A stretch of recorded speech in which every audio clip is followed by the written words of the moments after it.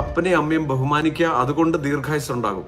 അപ്പൊ ഇത് പറഞ്ഞുകൊണ്ട് ചില പിള്ളേരെ അപ്പനും അമ്മയും എന്തും പറഞ്ഞു കളയും.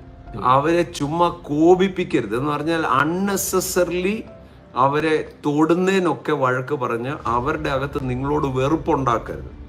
സാധാരണ അപ്പനും അമ്മയും അങ്ങനെ ഞാൻ പറയുന്നത് കേട്ടോ അല്ലെങ്കിൽ നീ നശിക്കും, അപ്പനെയും അമ്മയും അനുസരിക്കണമെന്നാ, അപ്പനെയും അമ്മയും ബഹുമാനിക്കണമെന്നാ ബൈബിളിൽ പറഞ്ഞിരിക്കുന്നത് പറയാം. അപ്പുറത്ത് പക്ഷെ ഒരെണ്ണം കൂടെ പറഞ്ഞിട്ടുണ്ട്, പിള്ളേരെ കോപത്തിന് പാത്രമാകും. എന്ന് വെച്ചാൽ പിള്ളേരെ ഒരു പരിധിക്കപ്പുറം നിങ്ങളോട് തൊടുന്നതിനെല്ലാം കുറ്റം പറയുക, കാണുമ്പം ഞോണ്ടുക എന്നൊക്കെ പറയും നമ്മൾ ലോക്കൽ ഭാഷയിൽ. ചെയ്യരുത്. അവരെ ഞാൻ പറയാം, സ്നേഹത്തെ ജയിക്കാൻ പറ്റാവുന്നത് വേറെ ഒന്നുമില്ല. നമുക്കറിയാം അവർക്ക് കുഴപ്പം പറ്റിയിട്ടുണ്ട്, പക്ഷെ എന്നാലും അവരെ സ്നേഹിച്ച് അവർ തന്നെ പറയും തെറ്റിപ്പോയി. അതല്ലേ യേശു നമ്മുടെ ജീവിതത്തിൽ ചെയ്തത്. പാപികളായിരുന്നപ്പോൾ തന്നെ തൻ്റെ പുത്രനെ അയച്ചു പിതാവാണ്.